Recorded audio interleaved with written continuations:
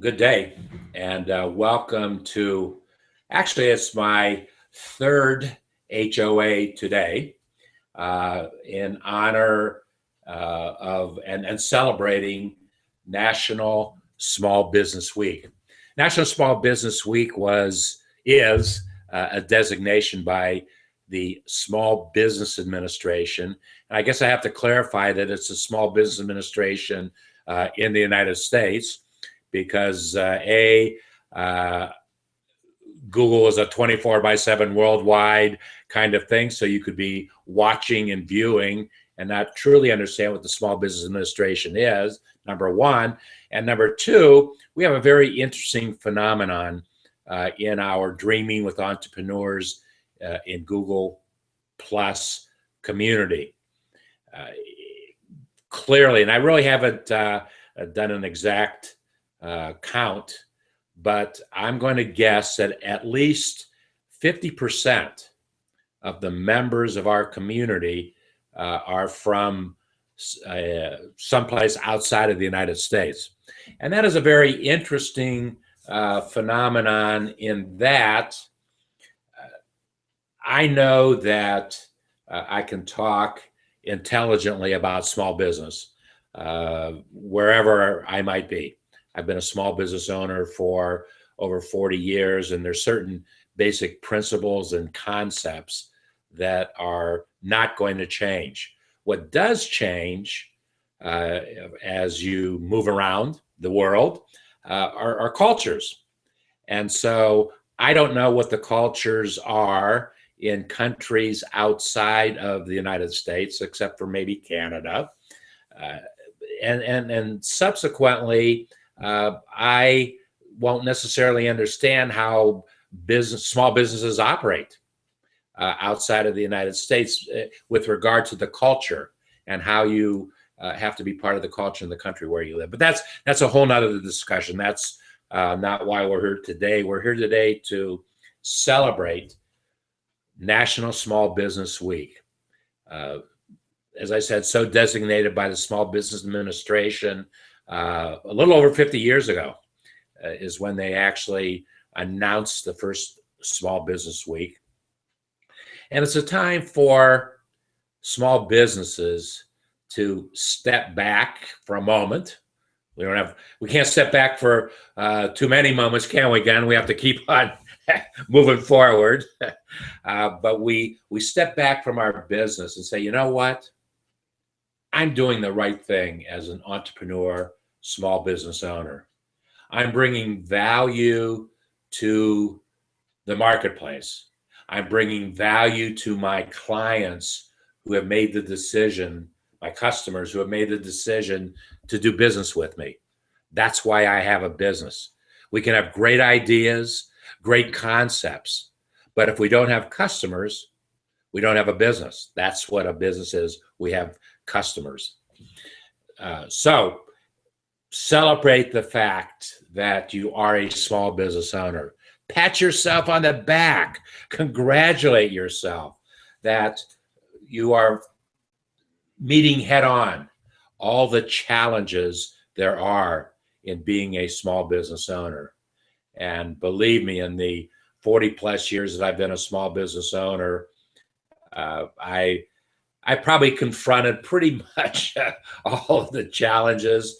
Maybe there's a few here, and if there are a few that I haven't, I'd love to be challenged with them today. So, I would like to introduce our guest today, and it's been kind of interesting because we have tried to connect with one another many times, and we're finally doing it today.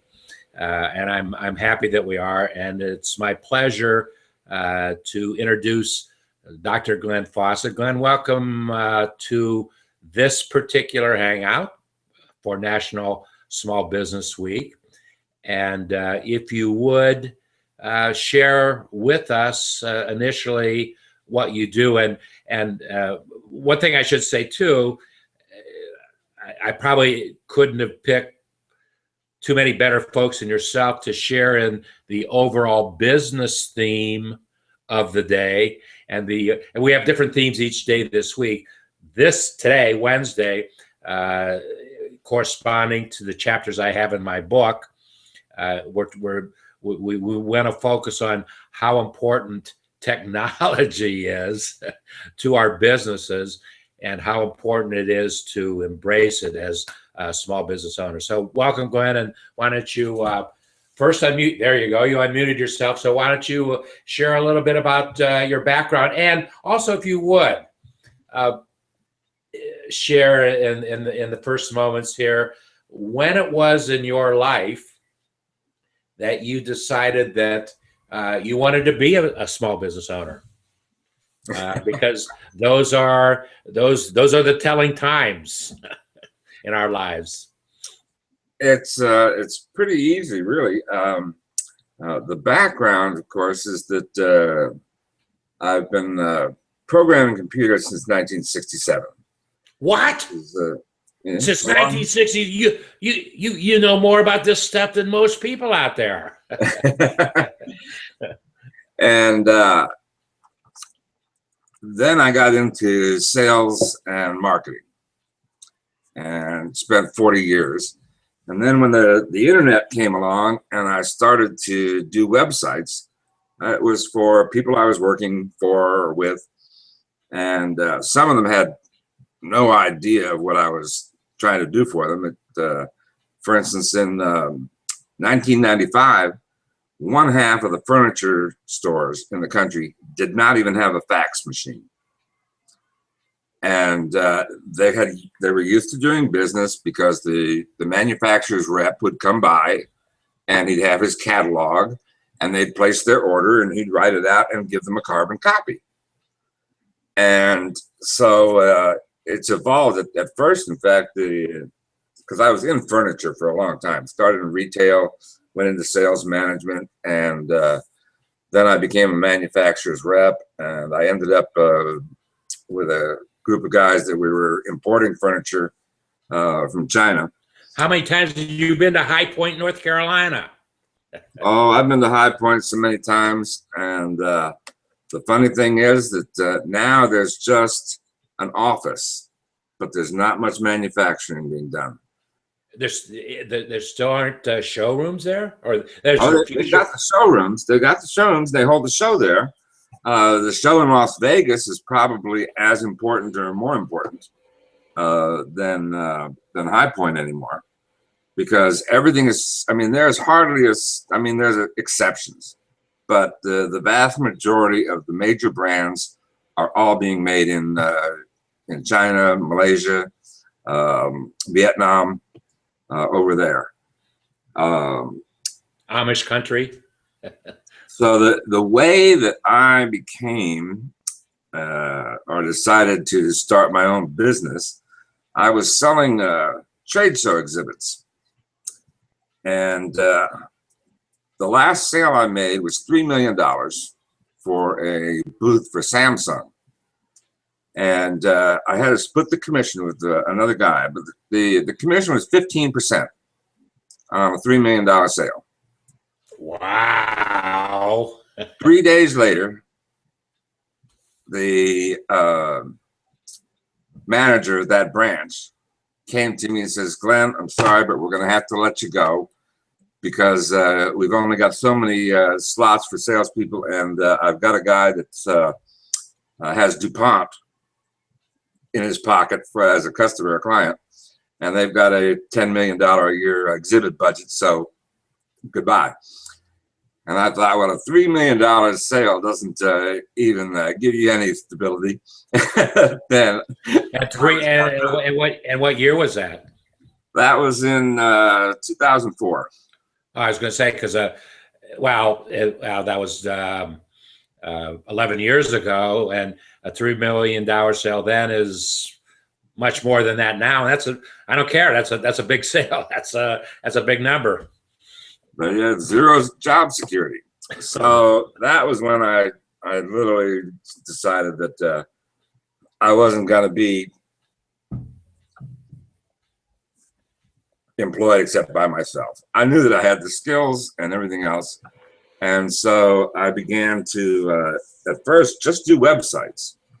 And then I realized that websites per se were becoming a commodity, and the price was dropping. There were people willing to do sites for practically nothing.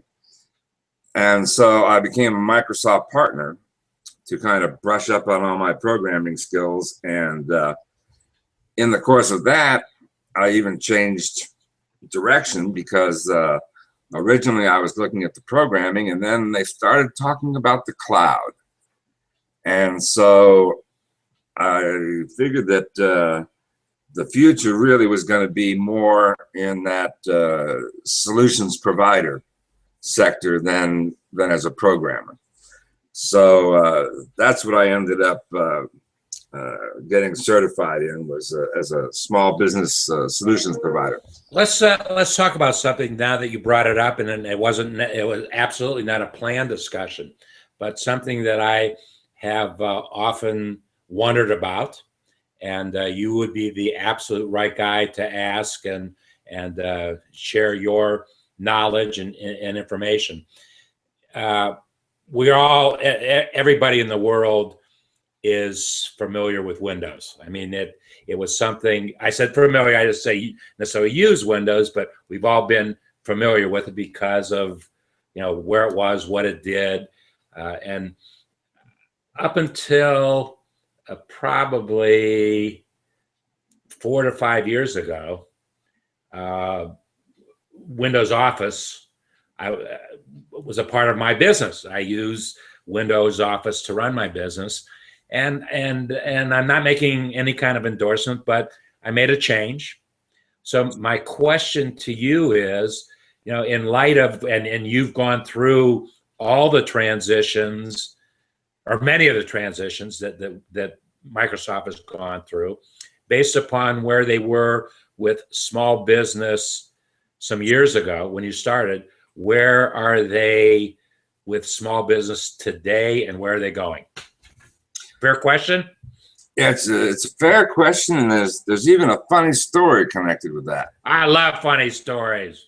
Because they were preparing to come out with their Office 365. And all of a sudden, Google released Google Apps. Well, Office 365 was actually released about 6 months ahead of schedule, simply because when apps came out, there was a tremor that went through Microsoft, because Office is their cash cow. You can forget all the other products. Office is where they make their money. And the thought that they were going to lose their grasp on what was the lingua franca of business. I mean, everyone sent documents in Word, everybody sent Excel spreadsheets. So I sold, on the very first day that Office 365 was available, I sold one of the first enterprise editions. And in dealing with getting that set up with the techs over about 3 months, I noticed that gradually they got a little better, and I commented to one of them, and I said, you're getting more familiar with this. And he says, to tell you the truth, he says, we didn't even get our first training on this until last Tuesday. And that's when I realized how rushed Microsoft was to get that out.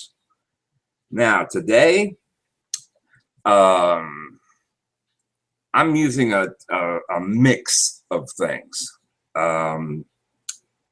The important thing to kind of realize is that where Microsoft was diverted for 20 years fighting Apple toe-to-toe over everything, what Google did was, rather than get a frontal assault, they started to build these little modules out here all over the place. And you had YouTube, and you had Gmail, and you had the apps came along. And then all of a sudden, what it constitutes was unified communication and remote cooperation and collaboration. And so without all of the wasted energy in that Microsoft Apple standoff, And all that boiled down to was that Microsoft programmed left to right and Apple programmed right to left. But it was so incompatible, and neither one of them would change. They were like a couple of kids in the playground who wouldn't play well together. Yeah, I've got a mixture of programs I use now, and you've seen the subscription to Office 365 has like fallen dramatically. Let's talk about that for a moment, and I'll share where I am, based upon the statement that I made, just a few moments ago. I, for right or for wrong, use probably in all the technology that I use, I'm going to say that 98 or 99% of it is Google technology. Now, that's not necessarily an endorsement on Google technology. It's what works best for me. And you just said something that made me think about another dimension where Google was there to pick up on it, and Microsoft wasn't necessarily there to pick up, tying all the things together. If I go in and I'm doing some marketing, inside of Google with Google technology. It's important for me. Not necessarily important for other folks, but for me, it's very important, number one. Number two, I took it also to the next level a couple months ago. I built 2 websites on Google Sites, and for 2 reasons. Number one, it made sense for me. I said, well, if I have the opportunity to be on Google servers, why wouldn't I want to take advantage of that? Okay, because of all the what they do for Google servers. What they make available to me is, whatever it is, but I thought it was a great place for me to be. It costs me $5 a month to host both of my websites on Google Sites. So from a small business perspective and operational expenses, it fit my formula pretty well. The $5 a month. Now we'll see in time if I made the right decision. I think I did. We'll see in time. But what it has done too, there's another dimension. You've heard me talk about my video book, of which our discussion today is going to be a chapter in the book or a subchapter. I'm going to put them all together. I lost my thought process of what I was going to say. Happens to me all the time. It happens when you get past a certain age, doesn't it, Glenn? It was a right decision for me to make because I do my marketing. Okay, for example, you and I are doing an HOA right now. Right now, that HOA is out in my public stream. They can watch the HOA in my public stream, so I'm getting that SEO value that you and I talked about earlier privately. After, as you well know, after I hit the end broadcast, within 5 or 10 minutes, usually maybe a half hour, it automatically goes to YouTube, and then it goes into my YouTube library, where I have 800 YouTube videos on small business information and entrepreneurship. Then we take that, we grab the URL and we embed it on a website, on a Google website. So I'm inside this circle, and I never go outside of that circle. Now, maybe you can help me. Am I making a good decision in doing that, or should I be more open and more diverse in my thinking? Well, you made the right decision, but you weren't quite aware of all of the reasons that it's right. Yeah. And, I'm gonna say something here that has been denied by parties and things. Why do you think Matt Cutts left Google? Because when the innovators and the dreamers come up with an idea, like the Google folks did, then they go to get financial backing. And now all of a sudden, it's not anybody, they're talking to Goldman Sachs. So when they become successful, suddenly there's a board and there's a fiduciary responsibility to return the best investment to your investors. Yep. So now, for years, Matt Cutts was the holy pope of the sanctity of search. One day he walks into the boardroom and the accountants and the lawyers stand up and they say, you know what? That's all well and good, but we'd make more money if we started to reward the people that use Google products. Now, he can deny that that's an issue.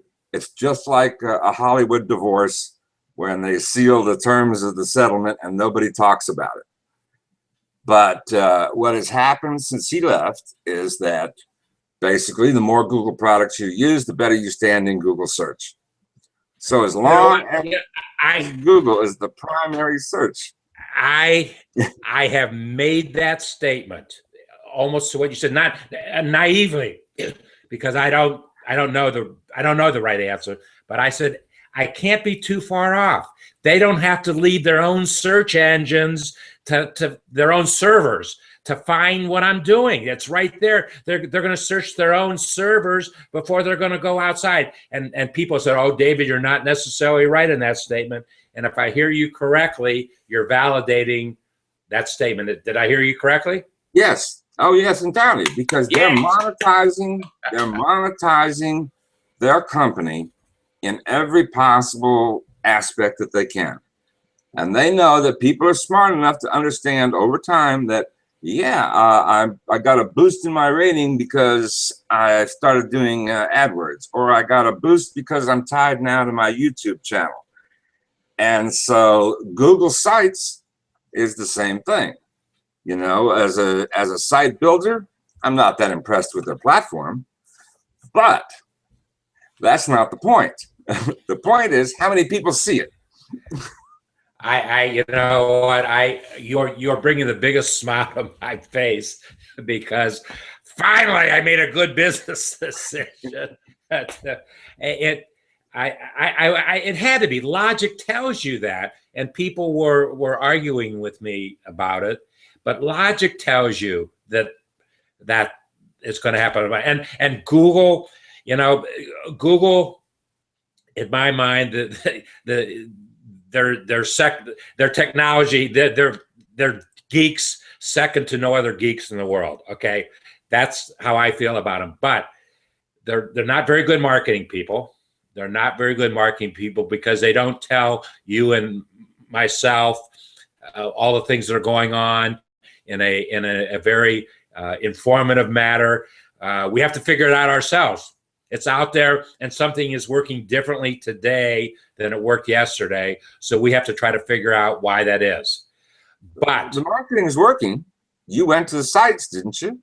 No. What I'm saying is, they didn't draw me to the sites. It was actually a technology person, a very good friend of mine, who knows Google Apps as well as anybody I've ever met, all of them, understands them, how they work, why they work. He was the one that convinced me that was the best decision for me to make. But the other point that Google has done, and people don't get this, Google is, bottom line, first and foremost in the search business, period. They want, when you, Glenn, or me, David, go and we search something, they want to deliver the best search result they possibly can so that you and I come back again to get more information from them. And people really don't get that as a mentality. What they have done brilliantly well when they initially years ago when they first started developing stuff for small business, they gave it away. They gave it away because that wasn't a primary. What it did was it created more users. So they gave the stuff away. Now when they're charging me for it, they charge me $5 a month, and I get 30 gigabytes of storage. And guess what? If I overuse that and I need some more, it's going to cost me another $5, Glenn, to get 30 more gigabytes of storage. It's crazy.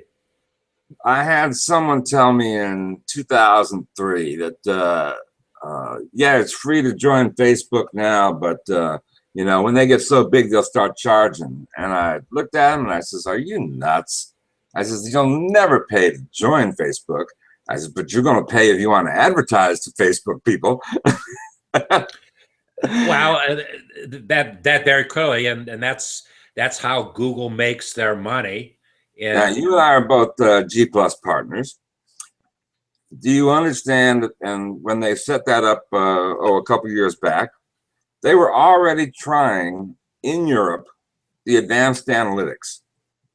Advanced analytics is basically big data at a commodity price for the small business user. They'd never before had much information other than how many visitors do I have and how long do they stay on the site and which page they go to. Now, all of a sudden, you know, male or female, age group, interests, user flow through the website. So you've got big data now that is essentially cheap enough for anybody to use. So before that was released, they created G Plus Partners and they offered certifications in analytics because they knew that the minute that was available, it was complex enough a subject that most businesses would have to turn to someone to interpret it for them and use it. And so they created a group of G Plus partners with a certification in analytics. Then they added AdWords. And so as the technologies become a little more complex, they've created the ability to deliver it. So there's all these people out there now who can deliver these services to different businesses. there's one shortcoming to everything you just said. What's that? The shortcoming is that the European Union, EU, is trying to destroy Google.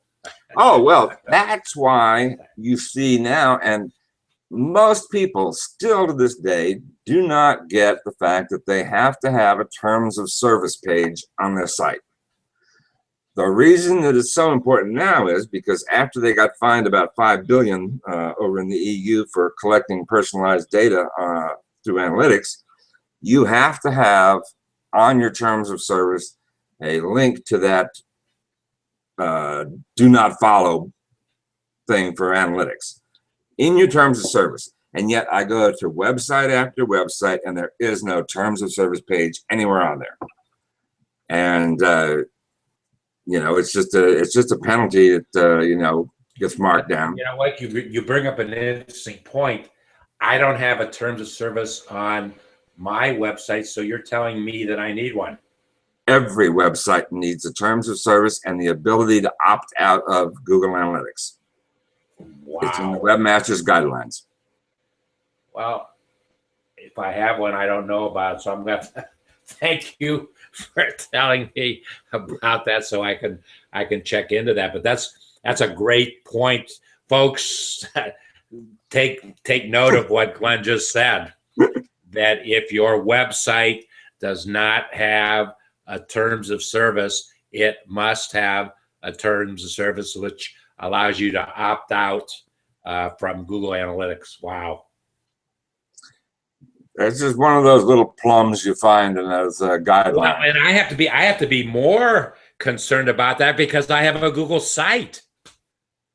Oh yeah, I mean they'll check it and they'll know. The reason I found out the importance is about 5 years ago, we had a form that was submitted, and we got a letter from Google, an email that said, "Listen, you're collecting data, and so you have to have a terms of service agreement."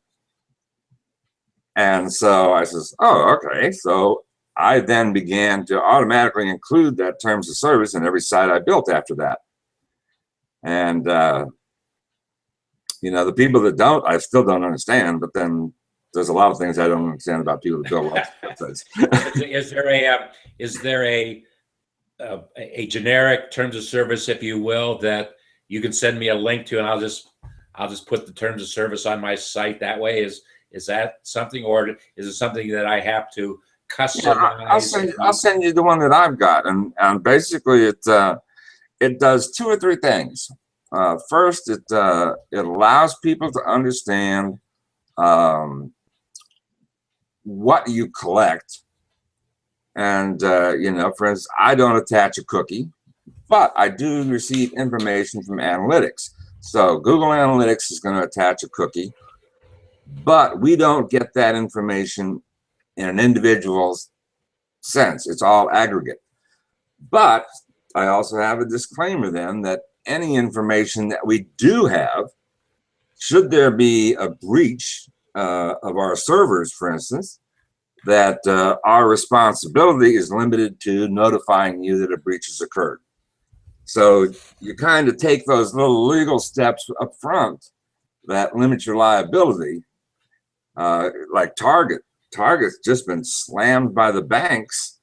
They waited a while until they figured out how much money it cost them before they filed suit. But you know, they've finally been hammered with a suit there. Now that can happen if you're collecting even phone numbers and somebody hacks into your database. And with WordPress, everything's stored on a database and an SQL database on the server. So they gain access to that, and then somebody sues you because they're getting a harassing phone call.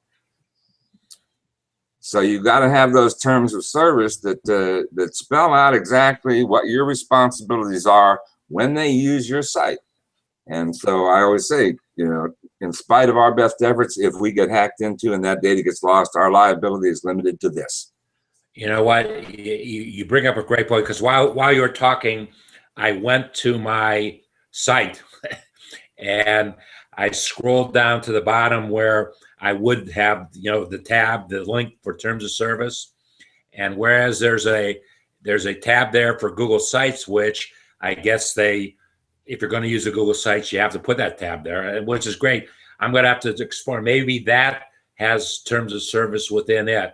If it doesn't, yeah, I'm going to have to go look. I'm going to have to go look, because if it doesn't, I guarantee you by end of workday tomorrow, I will have terms of service on my website. Well, I mean, you've got my email, so you know my website.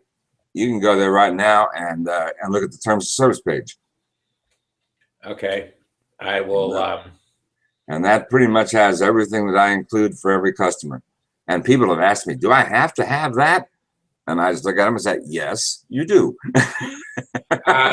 For 2 reasons. Why don't you put your website in the event stream so that folks like myself can go to your site, among other things, to learn more about you, but also to see what elements are needed in a terms of service statement. And I will warn you that like the village cobbler whose children have no shoes. Yes. When the requirement for responsive sites came out, you know, and had an April 21st deadline, I had 17 legacy sites that had to be converted. So as the village cobbler, my own site was last. Well, so it hasn't been converted over. You take care of your customers first, right? They're generating revenue. But so yeah, it's not a responsive site. But boy, I missed that program so much. Oh God, it was so easy to use. Well, I'm going to close this discussion, but I'm absolutely sure that I'm going to ask you to come back again at some point in the future to talk about and elaborate on some of the things that we talked about today, and also to see with folks who view this, what kind of concerns they have, and then we can come back and address those concerns. Do you have a summary statement that you would like to leave today? Well, it would be that with sales experience and everything else, one of the biggest challenges right now is to make your virtual selling environment responsive to all of the needs in a face-to-face selling experience. You don't want cart abandonment. You don't want bounce. So how do you prevent that? You kind of address those questions that everybody has in their mind in a sales situation. They're ready to make a purchase, obviously, because they're there looking at your product. How do you facilitate that? Well, you have to answer the questions that they have that prevent them from making the purchase. You have to overcome the objections, and you can do that on the website or through social media and things, to where you make them comfortable enough that there isn't any hesitation or fear of going through ahead with the purchase. And integrating those technologically into the site is the challenge.